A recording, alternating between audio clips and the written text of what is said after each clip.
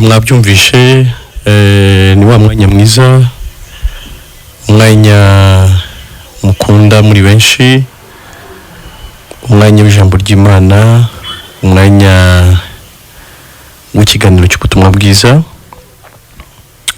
kigira umutwe uvuga uti ijuru ntirikorerwa.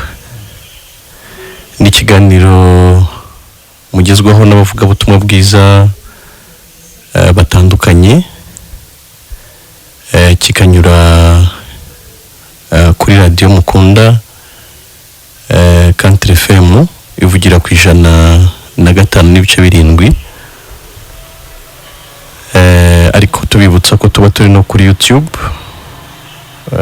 Mwajya kuri YouTube ijuru ntirikorerwa TV, niyo channel tuba dutambutsa ibiganiro, ubundi mugakomeza kubana natwe, tugakomeza kungurana ku ijambo ry'ubutumwa bwiza, ijambo ry'ubuzima, ijambo ribeshaho. Uyu munsi rero uwo mwumva muri studio ni Emile Nshimiyimana, nkaba ndi umuvuga ubutumwa bwiza bw'ubuntu bw'Imana. Ndi kumwe na mwene data na utari mushya muri studio za Country FM, ngira ngo nawe abibwire hanyuma twinjire mu kiganiro twese twamenyanye. Kari mwene data. Dushimiye Imana yongeye kwemera ko dusohora muri iki kiganiro ijuru ntirikorerwa kinyura kuri Country FM. Amazina nitwa Niyonkuru Focus, ndakishijwe kandi nahawe umurimo wo kwamamaza ubutumwa bwiza bw'uburyo umuntu akizwa agakurwa urubanza rw'ibyaha mu mutima we, akava mu cyiciro cy'abari bagenewe gucirwaho iteka, akabona ubugingo buhoraho binyuze mu bushake bw'Imana yo ikiza. Amen. Nibyo reka nuvuze kaneye kumva nakagarukaho. Uravuze narakijijwe, ndakijijwe se ariko nanahawe umurimo. Abantu bashobora kwibaza ese ni umurimo wahawe nande? Ese uhabwa abandi? Nibyo nta mushomeri wakijijwe ubaho. Abantu twese twakijijwe, ni ukuvuga twababariwe ibyaha, twahawe ubugingo buhoraho. Uwadukijije ari we Mana ikoresheje amaraso y'umwana wayo Yesu Kristo, inaduha umurimo wo kuyunga n'abandi. Amen. Ndetse yo inasezerana yuko ngari y'ubwayo yiyungira n'abandi muri twebwe, ariyo ibiri kubivugira muri twe, kugira ngo n'abandi biyunge nayo nta kiguzi.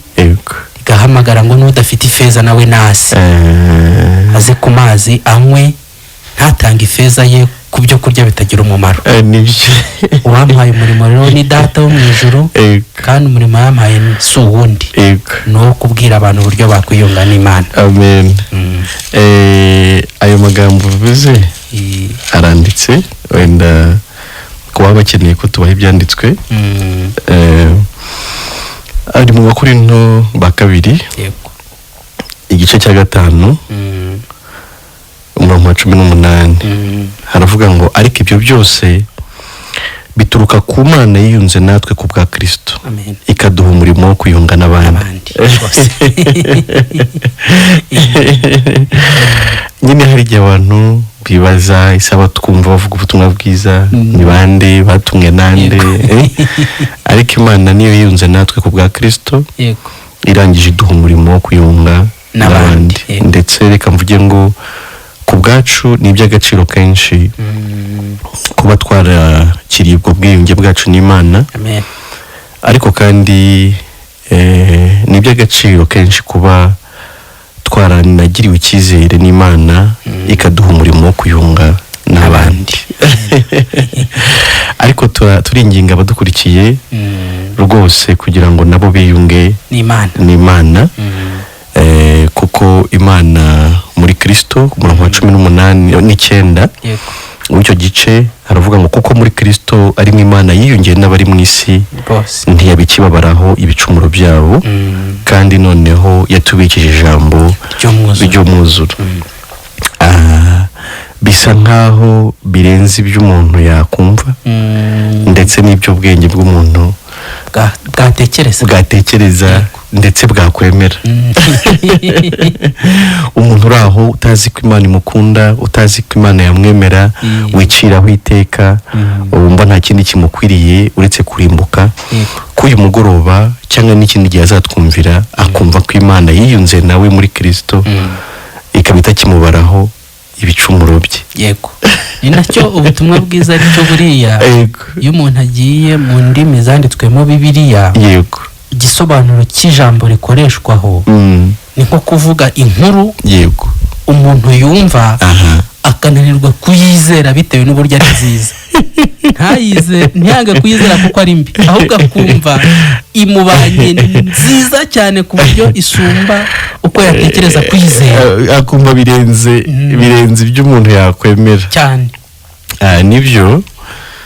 Nibyo reka mvuge ko ni ukuri twabayeho igihe kinini, ariko reka mvuge ko ni nabwo buzima dukuriramo.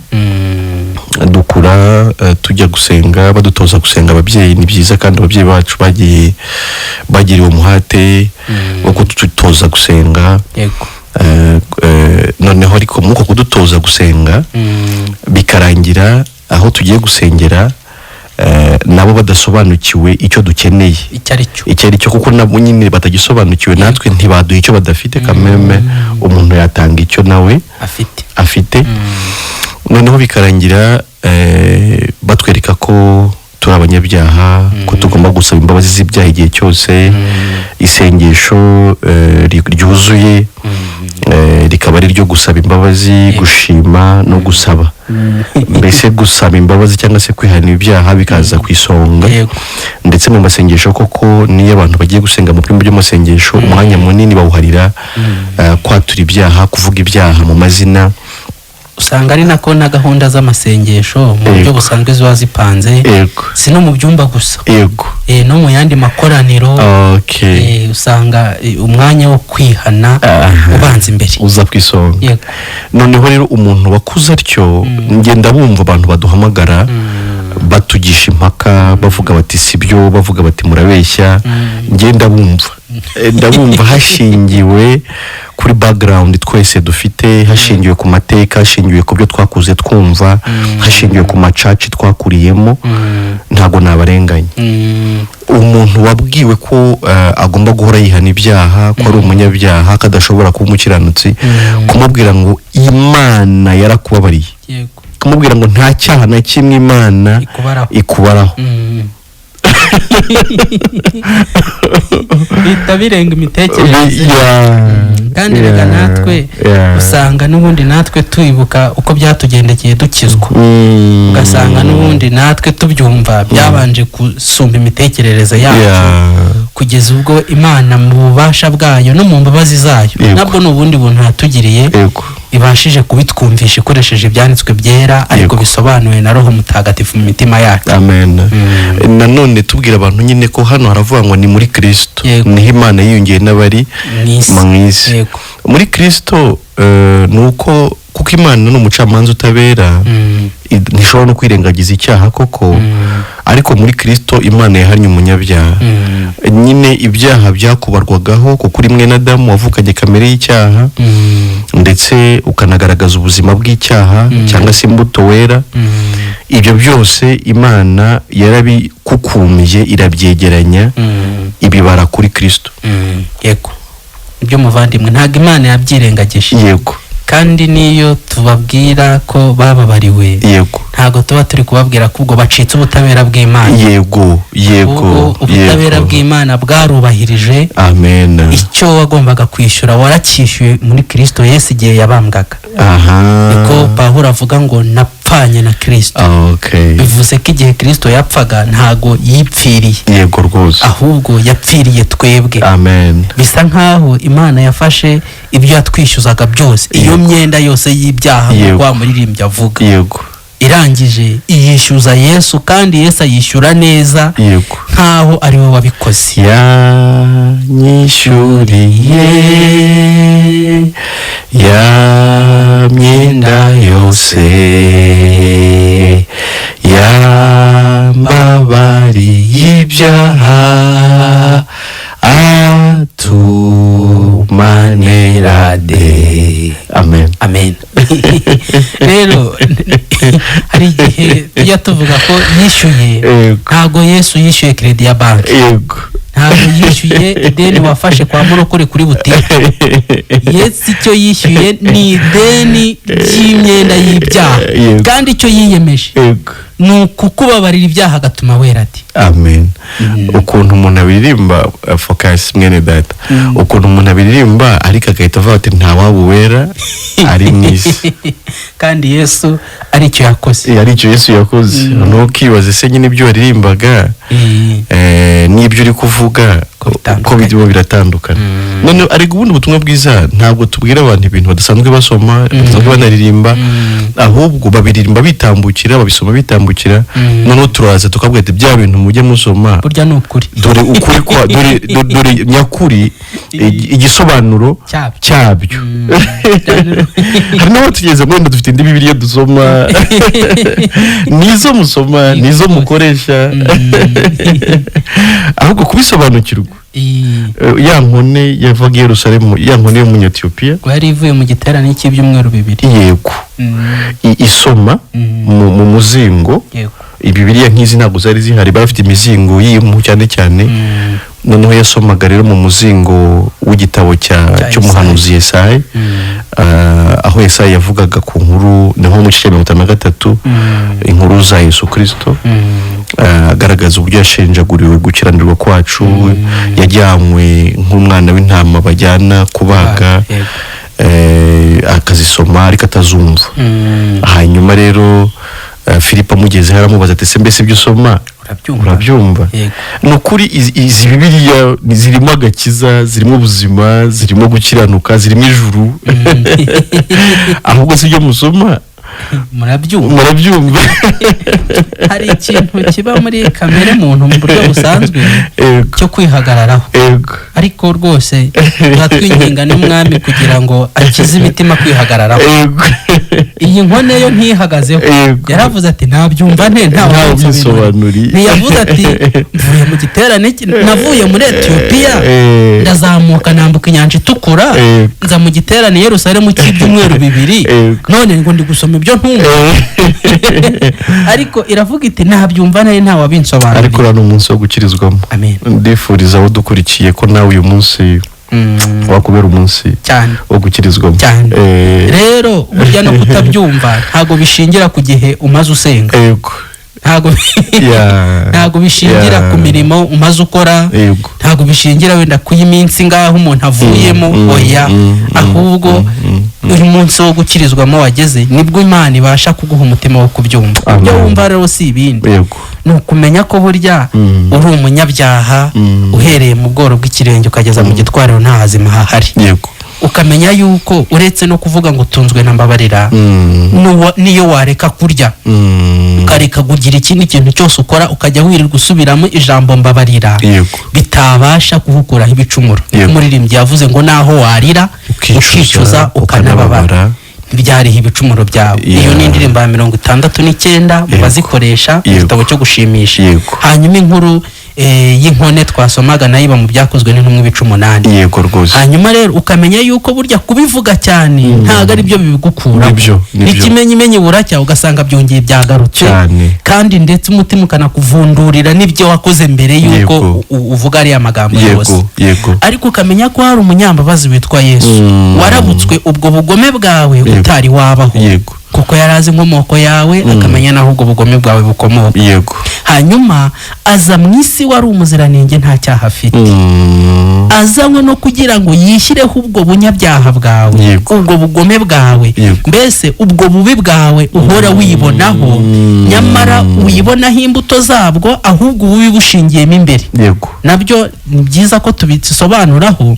Ntabwo ububi ari ibyo ukora, ahubwo ibyo ukora nibyo bigaragaza kuri mu bikoko. Nibyo bisobanuye ko n'uwagukuraho ibyo ukora ntiwaba mwiza. Nibyo kuko ntiyabakijije ikikubamo kigutera gukora ibyo bibi. Bishatse kuvuga ibyo uvuze.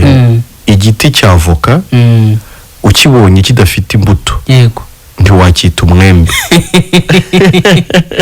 Oya rwose gihora ari avoka. Ndetse ndatangara niyo umuntu agiye muri pipiniyeri aragenda akabona akavoka rwose gafite nk'utubabi tubiri, kadatanga n'icyizere cyo kuzera avoka, ariko akakishyura amafaranga ye, akagenda akagataba ahantu, yarangiza akizera ko nyuma y'igihe runaka kazera avoka, kuko azi neza ko ari igiti cy'avoka. Uko niko Imana ibona umunyabyaha rwose. Imana ibona umunyabyaha gusa nk'umuntu ukomoka kuri Adamu, uvukana kamere y'icyaha. Uwo muntu aba yuzuyemo ibyaha byose rwose. Ikibazo abantu bihana ibyo bakoze, ariko bakibagirwa ko ikibazo ari icyo bari cyo. Yego. Uriya njya ntekereza nk'ubu nk'ubushakashatsi, ni urugero ku baduteze amatwi, bugaragaje ko burya coronavirus yatuzengereje yakomokaga muri avoka. Yego. Hanyuma bagatanga amatangazo bati umuntu wese ufite avoka mu isambu ye ayice. Yego. Birumvikana ko umuntu yaba ategetswe no gushaka n'ahaguye ikibuto cyayo. Yego. N'agashishwa kayo ahantu kaguye akabiteranya byose, akabitwika, niko korona ishobora gucika cyane. Ni nayo mpamvu rero uzaje gushaka umunyabyaha ntago azaza gushaka ntago azasiga umaze kubyihana. Nibyo, kubera akazi neza ko muri kamere ye hari n'ikibazo kimutera kongera kubikora yabishaka atabishaka. Ariko si ubundi n'icyo abantu banita kwihanara, nacyo ni ikindi kibazo. Wenda umwami nabiduha tuzabikoraho ikiganiro. Ariko kwihana nibyo ni ijambo ry'Imana, ariko ibyo abantu benshi bazi ni ibihimbano. Nibyo ni ibihimbano, ni ukwivuga, ni ukwirata ibigwi by'ibyo bagezeho, ariko ibyo ntabwo ari byo byitwa kwihana. Kwihana ni uguhindukira. Cyane ko yuvuze ngo Imana imbabarire kubeshya, Imana imbabarire kurakara, Imana imbabarire kwibaza ku murimo wayo, n'ibindi, kunegurana n'ibindi. Mu by'ukuri uba uri kwihana imbuto, uri kuvuga imbuto, ariko igiti zeraho kikomeza kuba cyashinze imizi. N'ikimenyimenyeje imvura iragwa, izuba rikava, cya giti kikongera kikayanga, kikongera kikera. Umuntu akazarenda asubira bamushyingura yapfuye, yego, akihana. Yego, yego. Kandi avuga ko yakira agakiza afite imyaka 12. Karinda saza rwose, anakurwa mu mubiri, akihana kandi ibyaha bitarashira. Uwo muti ntukora. Igitangaje nuko aba atekereza ko igihe bizashirira ari nacyo gihe azaba abonye ijuru. Kandi ntibyigere bishira. Ubwo apfata aribonye. Cyakora abandi nabo bamushyeshyengana ubwoba, bakamubwira yuko ahari wenda ibyo yakoze byamuherekeza, ariko nabo baba babizi neza yuko nta juru ry'umunyabyaha. Oya, guherekezaga ibintu biguherekeza iyo ujya. Nibyo muvandi. N'abantu baguherekeza iyo ujya, ntabwo abantu baguherekeza aribo bakubwira aho ujya, ahubwo hari aho ugiye nyine bakaguherekeza. Muvandimwe, unyibukije ibyanditswe Pawulo yandikira Abaroma, akababwira ngo ibihembo by'ibyaha ni urupfu. Imana kuko ihemba neza ntago yamuha kuri icyo ngicyo. Ibiherekeje umuntu ko kuba bimujyanye mu rupfu, kuko ubutaba yareze nta zindi uretse iz'ibyaha bye. Ariko se ubundi umunyabyaha we yumva amaherezo ye nyine ari ayahe? Ubundi ko abantu bategereje ijuru nka tombora, kandi umuntu akaba azi neza ko ari umunyabyaha, adashobora kwihamiriza akiri mwiza agihumeka ko ari umukiranutsi, yumva umunyabyaha ubundi azajyahe? Akenshi iyo ubajije icyo kibazo umuntu ahita akubwira ko uri kumucira urubanza. Wese yihamiriza iki? Nawe kuba ari njye ubivuga. Nkwihayeho urugero nkiri umunyabyaha ko byamigendekeraga, ngewe nibuzaga kubitekerezaho. N'abanshi baduteze amatwi barasanga ariyo tekinike.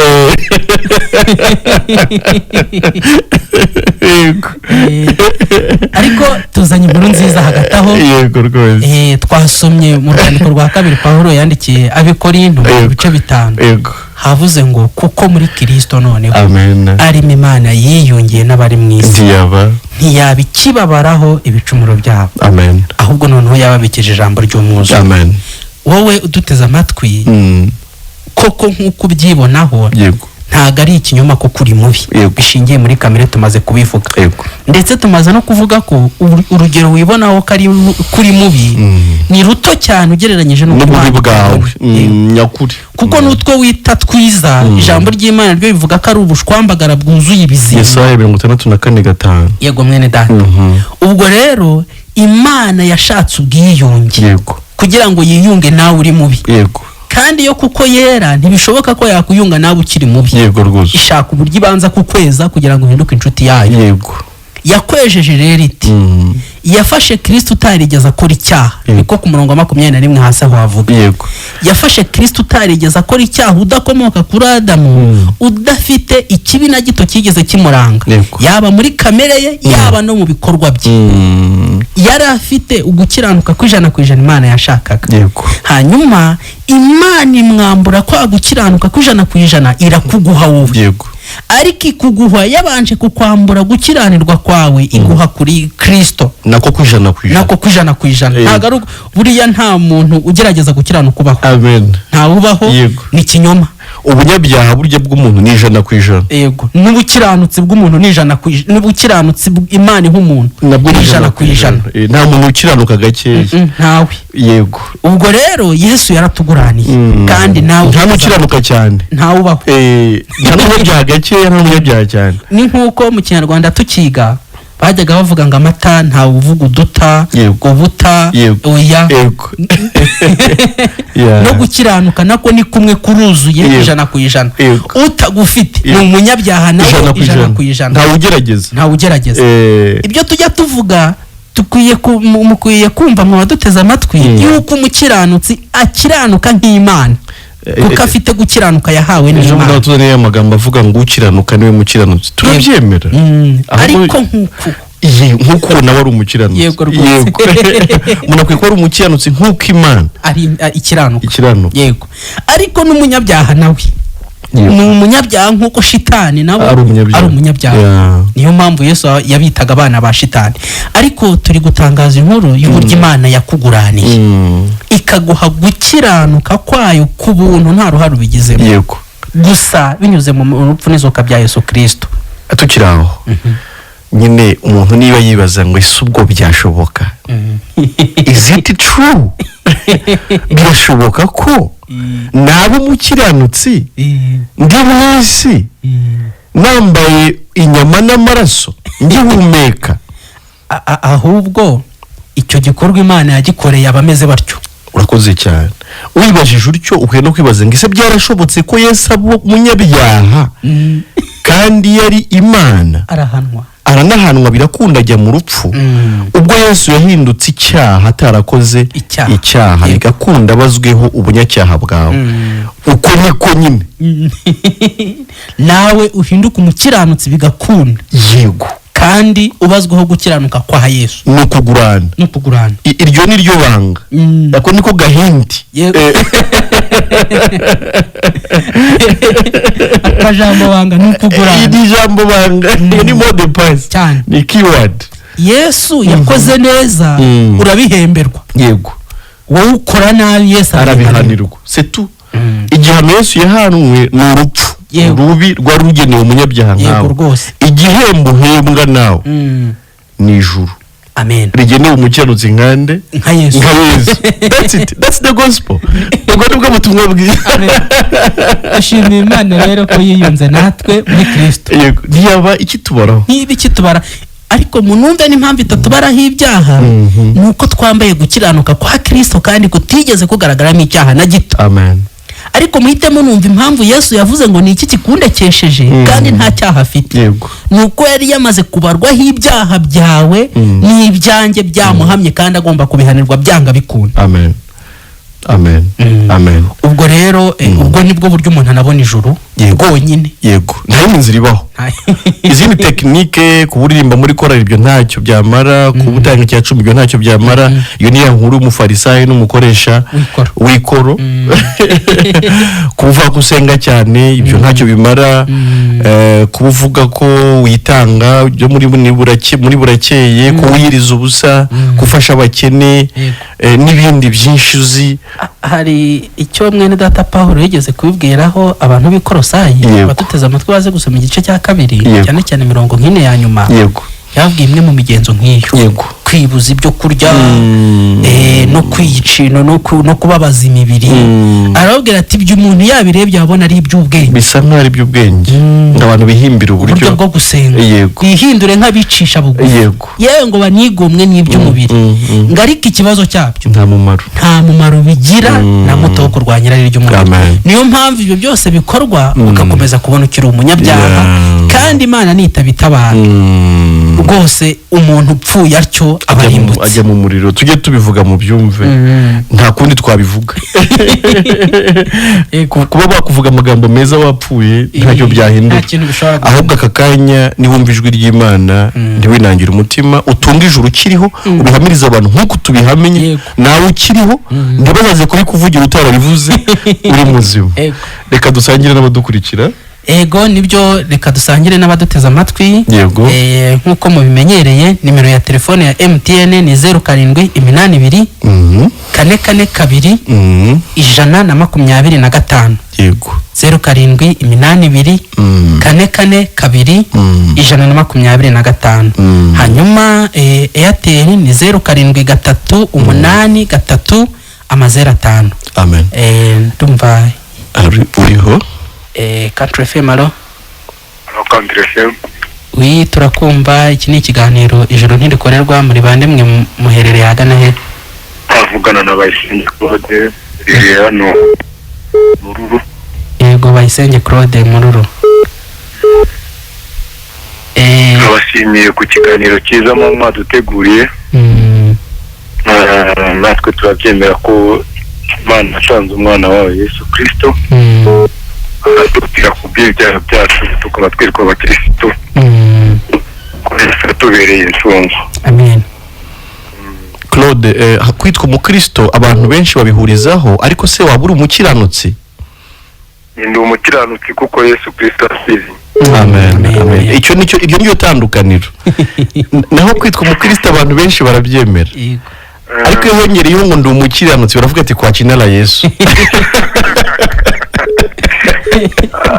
Njye ndabyemera kuko Imana yatanze umwana wa Yesu Kristo, atubera incungu kubw'ibyawe, ibyaha byanjye arabyikorera, njye mba umukiranutsi.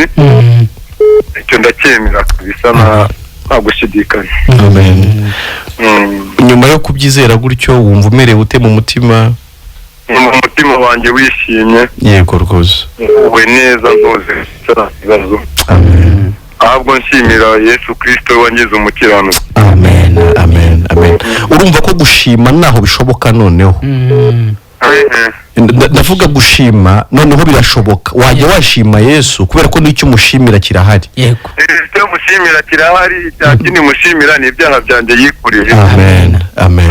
Njye nkaba umukiranutsi akaba umunyabyaha. Amen. Amen. Komeza ugubwe neza kandi wakoze guhamagara. Namwe murakoze. Yego, ijoro ryiza. Claude Mururu mwami yaramukijije. Ameze neza. Neza, ariko Imana ishimwe. Yego. Imana ishimwe ikomeza kubohora abantu. Alo Country FM. Alo, turakumva. Ninde? Ongera ijwi gatoya. Kuri radio y'Urusizi. Claude w'Urusizi? Niyo mugabo hano i Rubavu mu karere ka Rubavu. Niyo mugabo i Rubavu. Mu karere ka Rubavu. Uri mu we murenge? Nzi Nyamyumba, Mahoko n'ahandi. Uri he? Murenge wa Kanzenze. Kanzenze. Yego. Amakuru yanyu? Amakuru ni meza cyane, turakunda kumva cyane, biradufasha cyane. Ikiganiro turimo waba wagikurikiye? so ubona ngo nubwo ndi gutaha ariko numvisha akantu gakeya cyane nibuka nyine kuko nkundaga kucyumva. Ukunda kucyumva? Wumvisha iki? None ikibazo nkundaga kugira, yego, umukirisitu n'umukiranutsi umuntu yabatandukanye gute? Okay, ikibazo cyiza. Bo reka tuvuge iki? Umukirisitu n'umukiranutsi. Yego, ubundi umukristo ngira ngo ni mu Antiokiya abantu batangiye kwitirirwa abakristo babitirira nyine uwo bizera, ariko ubundi umukristo ni kimwe n'umukiranutsi, en vrai dire. Ariko ikibazo umuntu ariko umuntu yemera ko ari umukristo ntiyemere ko ari umukiranutsi. Ubundi umukristo ni umuntu Kristo yakiranuye n'Imana. Amen. Umukristo ni umuntu wari umunyabyaha ariko Kristo akaza akamukuraho ibyaha akabyishyira akabihanirwa, agasigara yera ati wa muntu agasigara yera ari umukiranutsi nta kibazo afitanye n'Imana. ni umukristo. Yego, ni nawe mukiranutsi. ni nawe mukiranutsi, ni umuntu Kristo yakiranuye n'Imana. Twasomye ngo muri Kristo niho Imana yiyungiye n'abari mu isi ntiyabikibabaraho ibicumuro byabo. Yego, ahubwo hari ikindi umuririmbyi yigeze kuririmba avuga iby'umukristo w'ukuri n'umukristo utari uw'ukuri. Yego, umukristo utari umukiranutsi ntabwo aba ari umukristo w'ukuri. Yego, kubera ko iyo uvuga ko uri umukristo ukavuga ko utari umukiranutsi, ntabwo uba uri umukristo w'ukuri, uba uri umukristo ku izina ariko utarizeye Kristo by'ukuri. Yego, uwizeye Kristo by'ukuri ahita ahinduka umukiranutsi ku bwa Yesu. yego. Abaroma 10:10 aravuga ngo kuko umutima ari w'umuntu yizeza, abizeye ndetse abayizeye Kristo akabarwaho gukiranuka kwa Yesu. Yego, kandi gukiranuka kwa Yesu umuntu ntiyakubarwaho ngo abe umunyabyaha. Yego rwose. Ubutaha rero ukwiye kuba proud yo guhamya ko nawe uri umukiranutsi niyo mugabo. Ariko ninde wakugize umukiranutsi? Ni Yesu. Ni Yesu yagukiranuye n'Imana. Actually umve kuba umukiranutsi cyo bishatse kuvuga nuko nari mfitanye ikibazo n'Imana, ariko Yesu araza aragikemura. Ikindi kibazo rero kibona uko bavuga ngo n'umukiranutsi wanyabwira 17 ikibazo ko 7 kandi ndizagira imbuye. Iryo jambo ntabwo riba mu byanditswe, nicyo cya mbere twavuga. Ni irihimbano ntiriba mu byanditswe byera, icyo ni icya mbere. Ntabwo riri muri Bibiliya. Ntiribamo ni igihimbano icyo ngicyo. Umukiranutsi ngo bwira 17 ngo nta muntu ushobora kuba adacumuye. Ahubwo umukiranutsi ni umuntu Imana itabaraho icyaha na kimwe, kuko byose Yesu yabitwaye adasize na kimwe. Yego, nawe twumva tukizera ngo hari abantu basomye cyane muri Bibiliya naho ubundi ntabwo ntiribamo, ibyo ni ibihimbano. ahubwo mubwiriza byiza kandi murakoze kutwigisha. Urakoze guhamagara, tuzasubira ubutaha. Ijoro ryiza. Sawa. Niyo mugabo yibazaga ikibazo nanjye najyaga nibaza. Okay. Itandukaniro ry'umukristo n'umukiranutsi. Yego. Ariko naje kumenya ko ari bimwe, ahubwo ari uko hari abamamyi bitiriye izina rya Kristo kandi atari byo. Benshi ubafatira ko iyo mode pass yo kwita rwose uri umukiranutsi. Allo Kadrefe. Mwiriwe neza. Mwiriwe namwe.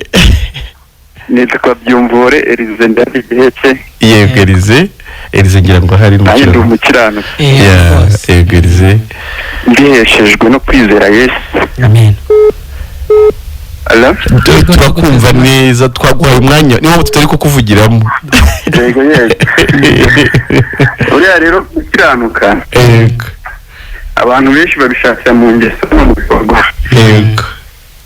Ariko ntago ari byo. Yego. Kuko no mu bikorwa twe twaratsinzwe. Yego. Ikimenyetso njya mbona gikomeye ahubwo abantu batabona amategeko y'Imana. Yego. Yayatanze kugira ngo tuyakore atunanire. Yego. Namara kutunanira twemere ko twatsinzwe. Yego. Tumara kwemera ko twatsinzwe, twemere ko tunahanwa nyine kuko watsinzwe aranahanwa. Yego. Nibyo. Ako njya mbona amategeko yo mu muhanda ameze. Yego. Umumotari cyangwa umushoferi iyo yica itegeko ry'umuhanda arabigira. Yego. Abantu rero bafashe Imana nk'umuntu bagira ngo Imana ihana nk'umuntu. Yego. Kise abantu bashyira amategeko abantu bakayubahiriza. Yego. Bayica bagahanwa bakumva ko Imana yo yakizeho nibayica batazahanwa. Ngo azajya basaba imbabazi ahubwo. Oya ntabwo umuntu asaba imbabazi kuko nta bwenge umuntu afite bwo gusaba Imana imbabazi. Yego. Kubera yuko ijya kohereza Kristo mu isi nta muntu wayibisabye.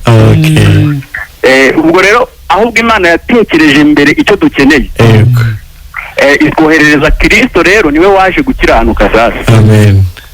Ariko adakiranuka kugira ngo we abe umukiranutsi. Yego. Kuko n'ubundi yari umukiranutsi. Yego. Ahubwo yakiranutse kugira ngo twebwe tutari abakiranutsi twemerwe n'Imana. Amen. Kuko ntabwo ari we wakiranukaga ngo yemerwe kandi yari yemewe n'ibyo.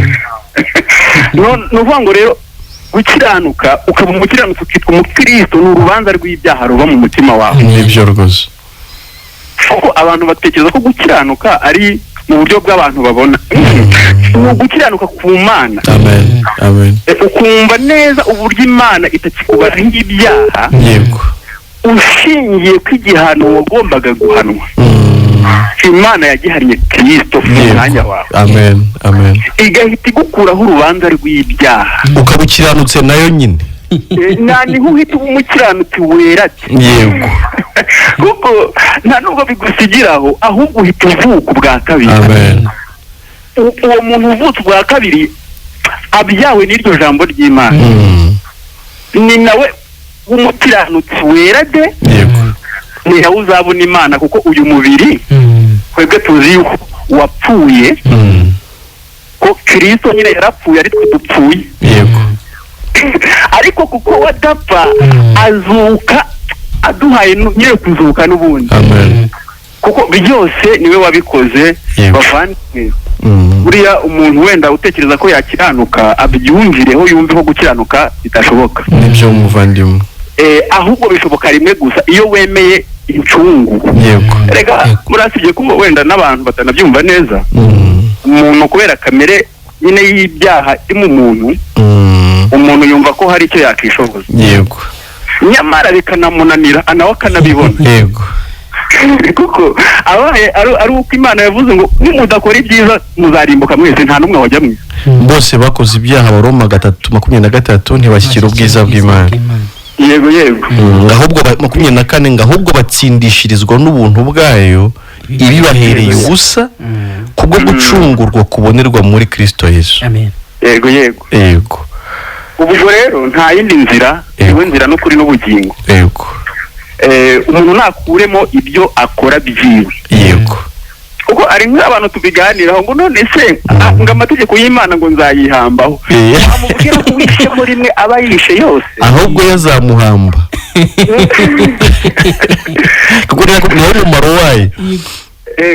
Bibiliya avuga mu Baroma 3:19 ngo tuzi yuko ibyo amategeko avuga byose abibwira abatwarwa nayo kugira akanwa kose kazibwe kandi abari mu isi bose batsindirwe n'urubanza imbere y'Imana kuko imbere yayo ari nta muntu uzatsindishirizwa n'imirimo itegetswe n'amategeko ahubwo amategeko nayo kumenyekanisha icyaha. Ubwo rero abantu ntibave ku mategeko kuko baratsinzwe. Yego. Ahubwo noneho bemere uwabashoboreye amategeko akayakora atishemo na rimwe. Yego. Nta wundi ni Kristo waje mu isi akishyiraho ububi bwacu akemera kubabazwa igihano twari dukiriye akemera ndetse no gukora iby'Imana yadusabaga. Aho ngaho hazamo no kubahirizwa kw'amategeko. Kuko amategeko yari yagennye ko umunyabyaha akwiriye gupfa. Nyine mu mategeko y'Imana niko bimeze iyo bibyaha n'urupfu. Noneho Elize wishe amategeko yipresence mu rubanza yagaragaye ari umunyabyaha ariko Yesu nk'uwaje kunganira Elize aravuga ati nibyo mburanira aratsindwa nanjye ndabyemera ko yatsinzwe ariko nemera no guhanwa mu cyimbo cya Elize noneho rero Imana nayo irabishima guhana Yesu ariko imuhaniyemo Elize Elize rero burya igihe Yesu yahanwaga ni Elize wari uhanwe nyine noneho amategeko aranyurwa kuko umunyabyaha Elize yagize ute yahanwe ariko Yesu arafite ubushobozi bwo kuzazura noneho Elize mushyashya utagifitanye ikibazo n'amategeko y'Imana kuko Elize w'umunyabyaha yarapfuye ubwo amategeko rero yaranyuzwe ubwo Elize yapfaga apfiriye muri Yesu amategeko arabizi ko umuntu wayicaga witwa Elize yapfuye kandi mu by'ibyaha ni urupfu Elize wazutse rero nta kibazo afitanye n'amategeko yego rwose abantu bagomba kubyumva neza niba igihembo cy'umunyabyaha ari urupfu kandi urupfu rukaba rwarabaye kuri Kristo none se bumva bo basigarana basigara noneho ubwere basigarana gukiranuka yego ariko se ubundi Kristo uko nta cyaha yigeze akora umuntu yumva ko yaba yaragiye ku musaraba ku bw'ibyaha bye akavira mwaho aho niho abantu badashyikirira kwera tuvuga babivugisha n'amagambo ariko ntibumva n'uburemere bifite bifite uburemere ndetse nta nubwo ushobora gusobanukirwa n'ijambo ry'Imana utizeye ko Kristo yazize ibyaha byawe byose akaguhindura umuziranenge mu maso y'Imana ibyo niryo pfundo ryo gusobanukirwa n'ibindi byose kuko wabivuze ngo umuntu abavutse ku Mana avutse ubwa kabiri iyo uvutse mu rugo rw'Imana umenya n'ibyo mu urwo rugo nyine buri umwana ntiyayoberwa ibibera mu rugo rw'iwabo ariko abantu bashaka kumenya ibyo mu ijuru atari abo mu ijuru yego ubundi abantu bajya bibaza kuri ijambo rivuga ngo ijuru ntirikorerwa yego ariko impamvu iryo jambo rivuga ngo ijuru ntirikorerwa ni uko ijuru nyine ari ubuntu yego nibyo ubundi ntaho bitandukanye no kuvuga ko ijuru ari ubuntu yego ijuru ni ubuntu ni Kristo rero yego abantu bakwiriye kumva uburyo Kristo ni ukuri yababaye ariko ari twebwe ari kubabarira amen umuntu kujya mu ijuru no kubabarirwa nta mirimo irimo ndetse n'iryo jambo nyine bakunda kubabaza ngo ukiranuka niwe mukiranutsi reka mbabwize ukuri ukiranuka nyine ni uwakiranutse amen amen none ushaka gukiranuka gute utarakiranuka uri umunyabyaha ibyo bintu bakora byose imfabuza n'imitima yabo nabo barabizi yuko bahora n'ibyaha Elize reka twakire n'abandi wowe warakijijwe reka mvuga aka kantu ho gato mbareke iyo umuntu avuga ngo arihana ibyaha yakoze ko umuntu ashobora gukora icyaha yavuye mu rugo atabiteguye yagera mu muhanda agakora impanuka agahita apfa ataravuga ngo muhanda mbabarire bishatse kuvuga ko icyo cyaha cyaba kimurimbuye nyine kubwe niko abitekereza ubwo impamvu mbibajije ni ukugira ngo umuntu ubikora abyumve neza ko atari byo nibyo ubundi se anavuze ngo mwana umbabarire ko nakoze ibi niyo yabivuga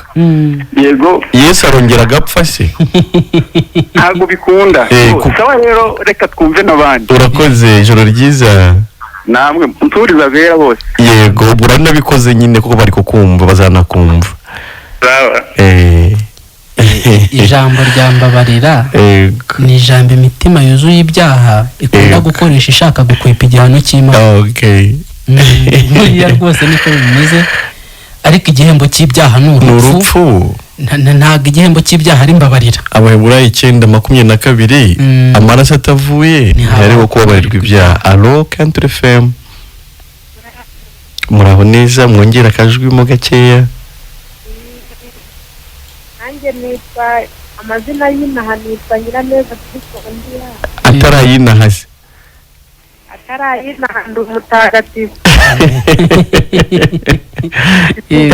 yego ndi umukiranutsi gukesha ubwiza bwa Kristo yego kubera ko mberereye i Rubavu yego rwose ikiganiro ntacyumvishije yego mbigeze muri Kristo Yesu ari Imana yiyungiye n'abari yego kumva ko isi yatapfa ngo azuke gutenda n'ubwo twari tuzapfa twarabonye Imana. Yego rwose. Imana ihimbazwe ku bwa Kristo. Yego. Turagushimiye rero ko uhamagaye ukatwunganira mu kiganiro. Usuhuze abatagatifu b'i Rubavu. Mukomeze mugubwe neza. Turaryari.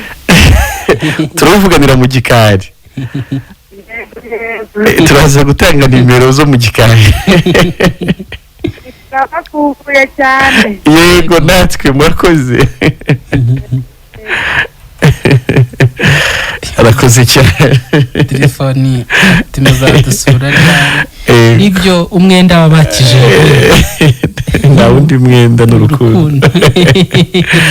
Nibyo dukomeje gushimira Imana kubw'abantu ikomeje gukiza. Yego. Ku isi yose.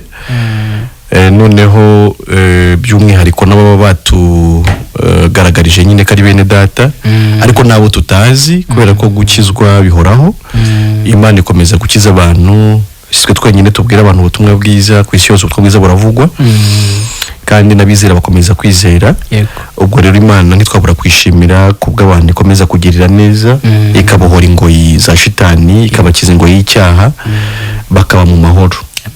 Umwanditsi w'Abaroma Pawulo yaravuze mu gice cya 5 ngo nuko rero ubwo twatsindishirijwe no kwizera dufite amahoro ku Mana kubw'umwami wacu Yesu Kristo. Ayo mahoro rero, umugabo w'amahoro, umugabo w'ubugingo, umugabo w'ubuzima ukomeza guhereza abantu imibereho, nitwabura kumushimira. Ahimbazwe rwose, ahimbazwe kandi nibyo no gushimirwa hashingiwe ko yakoze igitangaza kitashobokaga mu bwenge bw'abantu. Bigeze kuvugaho gatoya ko umuntu wumvisha ubutumwa bwiza atangara. Impamvu nuko aba yakiriye muri we bidashoboka mu bwenge bwe, ariko ku Mana aho birashoboka. And actually niyo miracle buriya nicyo gitangaza kiruta ibindi bitangaza byose. Najyaga ntekereza hambere baririmbye ndaguhimbariza mu kizimbabazi wangiriye, ukanyuza ibyaha nakoze. Abandi bati ni igitangaza rwose, ni igitangaza ko Yesu yankijije. Atekereza ko ntabonamo umuntu waguze imodoka ngavuga ati ni igitangaza ko naguze imodoka. Ariko nyuma nza kubona ibanga bari bafite ntari no kumenya ko burya Yesu yapfuye mu mwanya wacu tukabona ubugingo tubiheshejwe nawe. Amen. Amen. Ukaba uriho mu isi ufite amahoro, amahoro utagura. Yesu yaravuze ngo ndayabasigiye, sinyabaye nk'uko abantu batanga, ariko kandi ukaba uzanabaho iteka ryose mu ijuru. Uyu munsi rero ntabwo turi bugeze 3:00. Turagira ngo dusigemo iminota mikeya. Turi gusezera rero, ndabona hari umuntu mwari ushobora kuba ari guhamagara, tugiye kumufata tusezera. Yego. Country FM, alo. Yego, ni ikiganiro ijoro ntirikorerwa. Yego, mwiriwe neza. Muri amakuru yacu ni meza. Ninde tuvuga, noherereye he?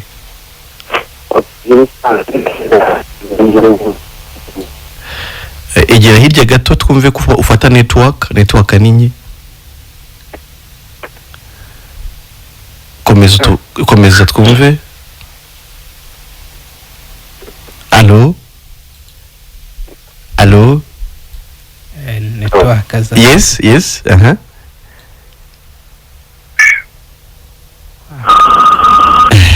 Wakazanze.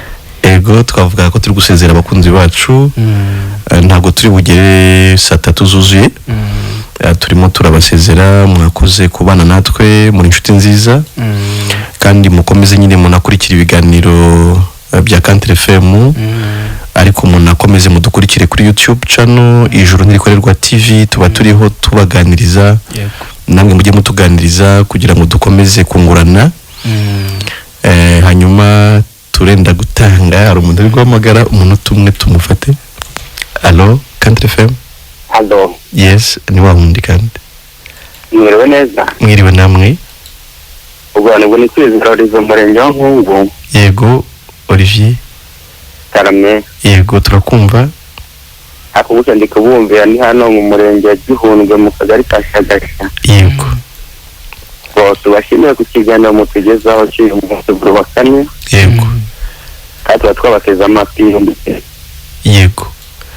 Bo hari igihe nk'abavandimwe badukurikiye kuri Centre FM. Yego. Amwe bahise babonye ijuru abana bakavuga ati bararibona. Reka twemere ko bamwe baribonye. Yego. Badufanye mu buryo kari benshi hari abantu benshi bahamagara ngo bararibonye. Yego. Ati abantu baribonye bazatubwira ukuntu baribonye kugira banyuzemo. Urakoze, icyo nicyo duhora dusobanura kandi ndabahamagara nicyo basobanura.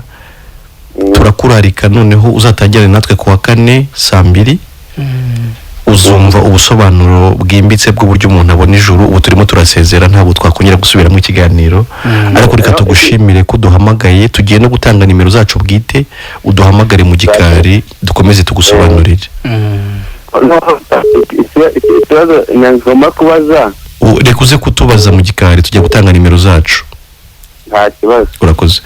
Hanyuma nimero zanjye ni 0784 42 indi ya Airtel ni 0733 99 MTN nahereyeho iba no kuri WhatsApp. Ushaka no kujya ku rubuga niyo watwandikiraho tukagushyira ku rubuga rwa WhatsApp. Ni 0782 472 872 iba no kuri WhatsApp. Yego. Muvandimwe wakoze kufatanya nanjye mu kiganiro. Dushimiye Imana. Imana turayishimiye none iteka ryose muri Kristo Yesu. Amen. Amen.